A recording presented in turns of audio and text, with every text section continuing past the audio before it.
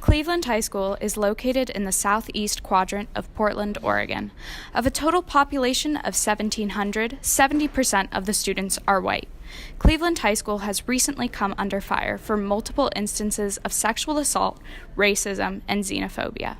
As a response, students have mobilized to resist hate through poster campaigns, petitions, and assemblies, challenging administration to acknowledge student voices. There are a lot of issues I've noticed that come along with the institution that is high school, and so to kind of take or to balance out the power dynamic within that and empower students to advocate for what they are passionate about is really important to me personally. And I think it's really easy to kind of like disregard youth as like they're the future, like they will hold all these jobs in the future after they go to college and get an education. But the reality is that we're discussing these important issues, especially here at Cleveland. We are very knowledgeable about social justice issues, and we really need to respect youth and understand that we are so capable of being knowledgeable and doing effective activism rather than just doing something like that in the future. I have been part of all the major protests that have gone on, just mostly as a participant of March for Our Lives protests, etc. But I also led a protest specifically in regards to the Trump administration's refusal to implement sanctions on Russia that had been voted in on by Congress nearly unanimously, which was not entirely successful, but it was a great learning experience as to the mechanics of activism, as well as the importance of having a strong voice and being an advocate. I think a really important thing about the Speak Up movement that has been created is the fact that we are able to speak for people who don't feel like they're able to speak up, who don't know that it is a choice to be able to speak up and talk about these things, and that our voice is able to make a difference for these people who aren't part of it, or the people who feel the effects of all this stuff that's happening in the school but don't know what to do about it. So this Speak Up voice that has been created is big enough to allow everybody to benefit from it. So RISE is a Reclaiming Indigenous Identity Through Solidarity and Education assembly. Our goal is to make land acknowledgements and acknowledgements of the indigenous people that were and currently inhabiting this land that was colonized by settlers in a rather forceful way. And by doing that, I think the structure of our society right now is very much built upon power and hierarchy, and to break down that structure of power that is very harmful to everyone, we need to first address that the communities that were here first, and they were on this land. And once we recognize that, I find that it becomes more it's very beneficial for all arguments. Just post on my Instagram. I was like, hey, who would be interested in talking about all the shit that's kind of happening? Can I cuss? Yeah. Okay. All the shit that's kind of happening in the school, because it's kind of just culminated into this big, everybody has something to say about everything that's happening, but nobody's really giving them a platform to say things. And so people were just super hyped about a potential meeting about talking about this shit.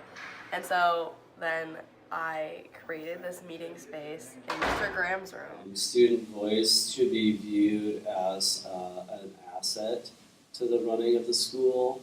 They are, after all, the reason why we're here. And so I think that we need to try to harness their ideas and their energy to think about ways that we can make school better and really value their contribution. and people came in and just felt like they could just talk openly about their feelings about everything, like sexual assault and like potential gun violence, the anti-Semitic and racist graffiti that was happening, and the communication, like the non-communication that was happening from the admin.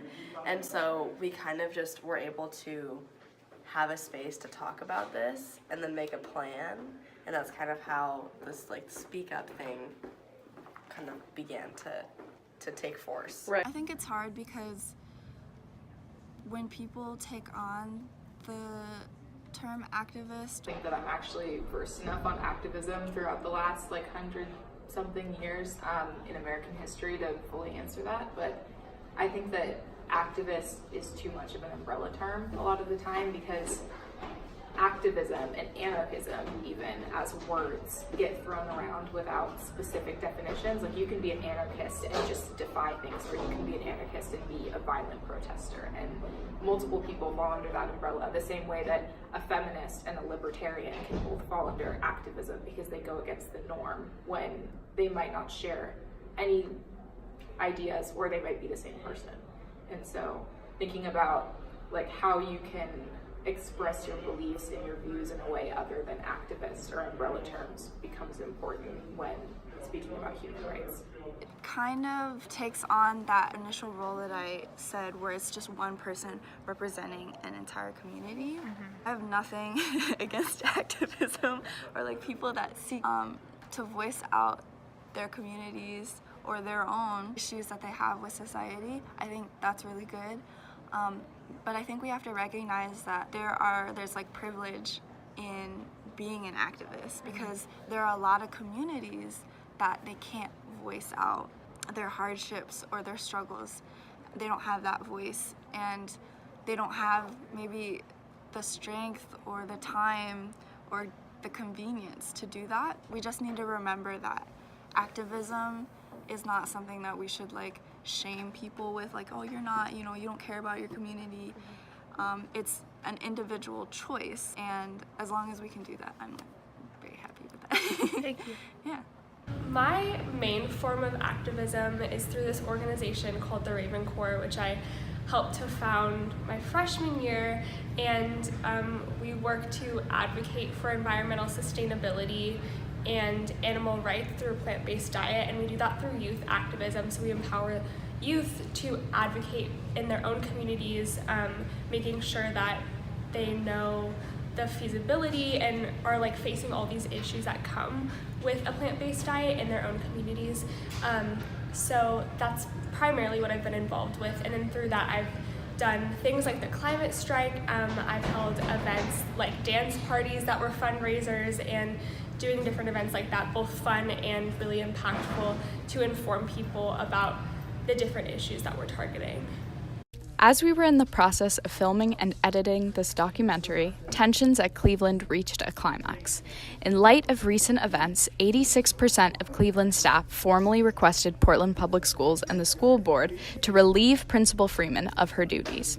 A few days after the no confidence vote, she resigned, effective at the end of the 2019 school year, for reasons unrelated to the petition, primarily familial concern. In this time of transition, student voices are invaluable. We urge you, as members of the class of 2019, to continue the activism that is currently in place at Cleveland through student-led groups and movements. Cleveland Alliance for Racial Equity, a course added to the class roster in 2016, is committed to holding spaces for events such as Rise and Black History Month.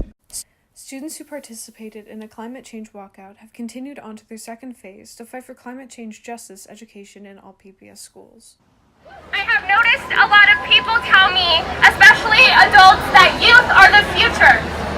But we have the very same capacity to make these critical decisions right now. We are the present. We are working harder to make progress more than any other generation has at this age, because we don't have a choice. The planet is dying, and it was left up to us to deal with it. Inaction means we are continuing to let this planet die. It means we are continuing to allow the government corruption that allows this planet to die. And to me, that's not an option. generation because you showed up today, and I thank you so much.